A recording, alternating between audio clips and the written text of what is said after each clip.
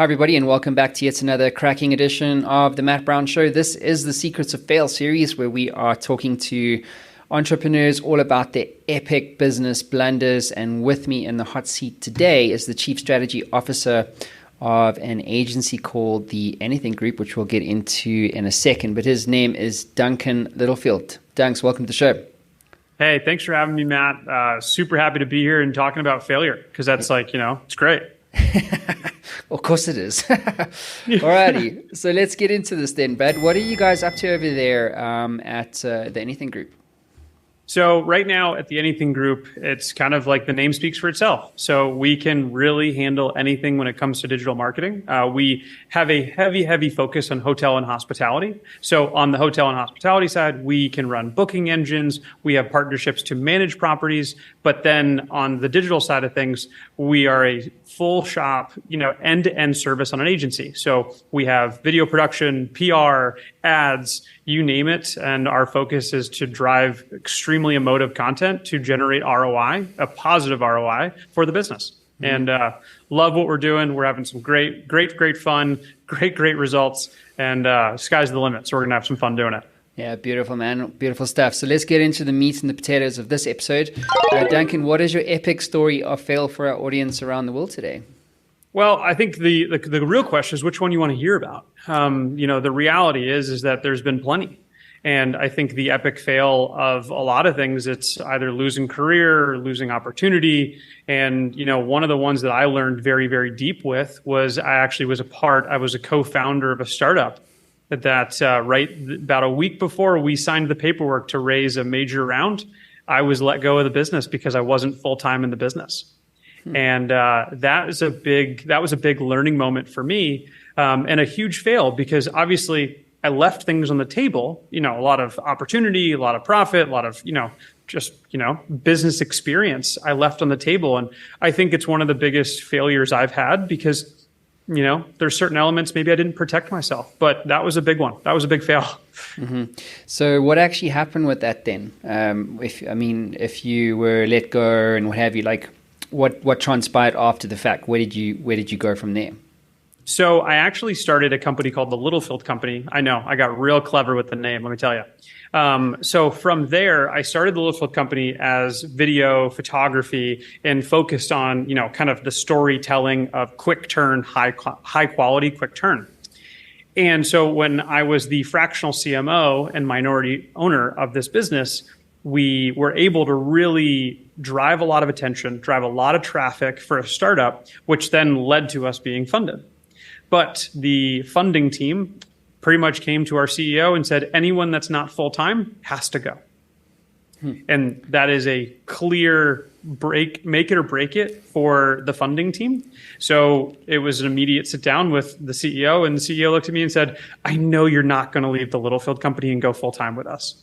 And I was like, yeah, but I don't want to say I barely fought for it, but I knew the fight was going to be so limited or it was going to be so painful that I just had to take my lesson, take my lick, and kind of dust myself off and move on.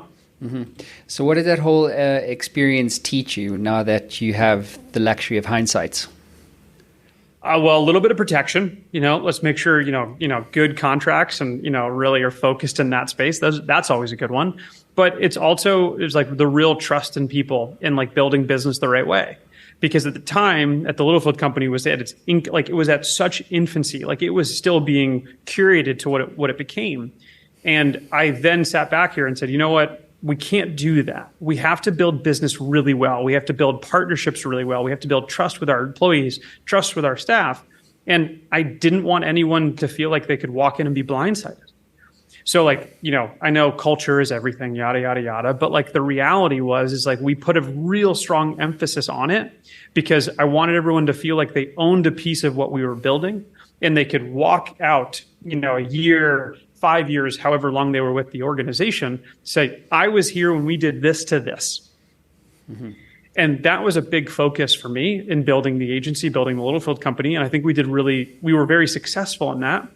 But also it's the element of kind of understanding the element of being all in. Mm-hmm. That big learning opportunity of being all in on something. And, I think there's a lot of capital influence on being all in on something, right? Because you don't want the distraction of where money goes, especially when a VC is dropping a good bit of money behind you. But the truth of it is understanding where you got to throw all your chips in and dive all in and be fully invested, and when you got to kind of diversify to either look at other opportunities, not to like jump ship, but maybe to fill the cup up a little bit with something different, to be creative or come back to what you're focused on. And so there was a lot of learnings in it, but also it molded the Littlefield company to where it was and to what it became, which is quite wonderful. Mm-hmm. So Duncan, you could get into the Matt Brown Show time machine and go back in time and do things differently. What would you do differently, and why? I'm curious there, because it's kind of like you've merged with the Anything Group, right? So actually it kind of works out for you in the end. So would you do anything differently? And if you would, like, why would you do it? I wouldn't do a ton differently. To be honest, I think I would have done a few small details differently, but I don't know if I would have done much differently. Because of what we built, how we built it, we were acquired. And, we sold into a larger organization that we needed to be successful to, hold staff members accountable, keep driving opportunity. Because what we found at the Littlefield company is that, like, we would tell these great big stories and, amazing video. And we're so fortunate to have some people who are just so darn good at telling stories through video that we hand it to a company and it would fall short of expectation. And we needed that, like, kind of full rounded circle of going, hey, we can help you here. We can help you strategize. We can help you build this. But fast forward now from 7 years ago, or rewind to 7 years ago, when that failure happened, it was kind of the quick, okay, dust yourself off. Don't rely on anyone. Go build it and go, knock it out of the park.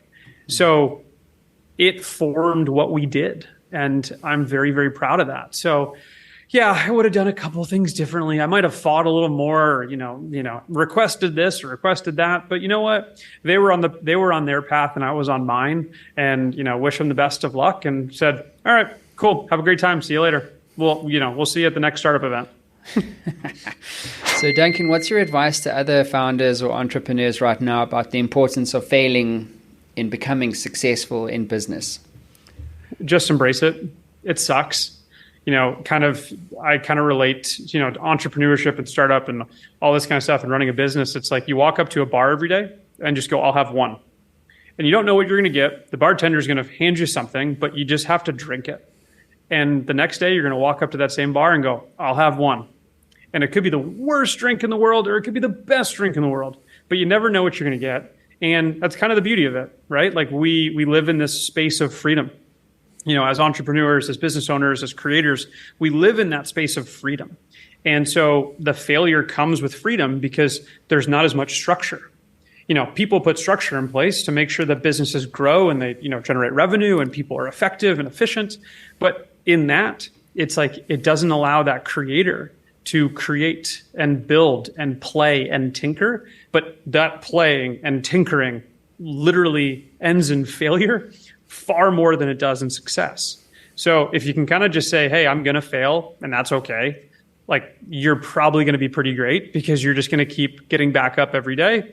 Your feet are going to hit the floor. And if you find the thing that you're motivated by and not just like extrinsic or extrinsically motivated by other people, and you're really, really intrinsically motivated to go build something or change something, it's going to be really, really special for whenever you find that success point. Mm-hmm. But man, there's a lot of failure, and it's if you can embrace it, it's a ride. Mm-hmm. What about books, tools, and resources, Duncan, that you recommend? Oh man, books, tools, and resources. Let's go with people first. Surround yourself by great people. Kind of the old expressions like be the dumbest one in the room and ask a bunch of questions. I believe in that, but there's also a moment of kind of building in the dark and just like sitting in something and like really tinkering. But go to your resources when you're a little stuck. Don't go to your resources for everything. tools and resources, I'm a big believer in YouTube University. It's literally how I learned photography. It's how I learned videography. It's a lot of the stuff of even how I learned business, like setting up an LLC. I went to YouTube.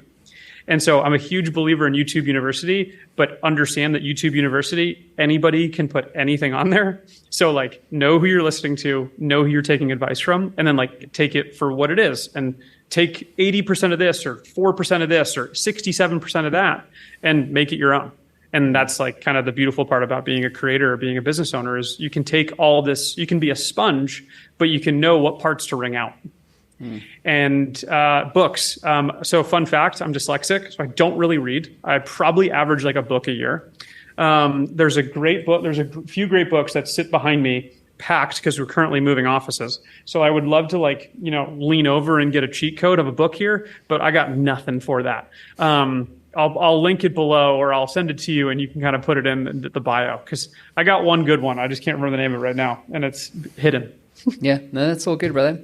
Well, look, congrats on perseverance, man. I think that's a key thing to being successful, right? As much as failing is also.